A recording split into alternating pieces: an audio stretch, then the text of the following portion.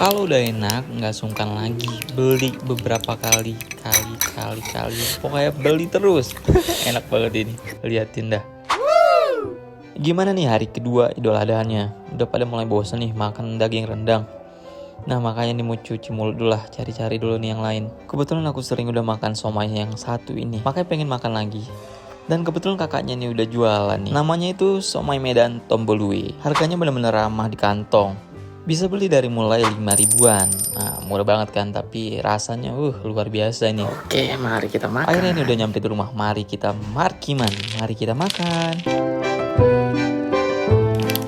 Nah untuk tekstur dari kuahnya sendiri itu kental, ya mirip-mirip kayak kari gitu. Jujur ini rasanya sangat-sangat endul. Dan daging baksonya sendiri itu kerasa banget dagingnya. Nah makanya coba aja lah. Mantap deh.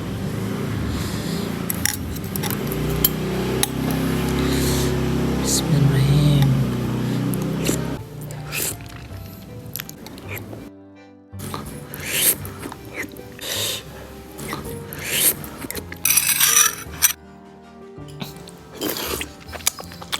Gurih.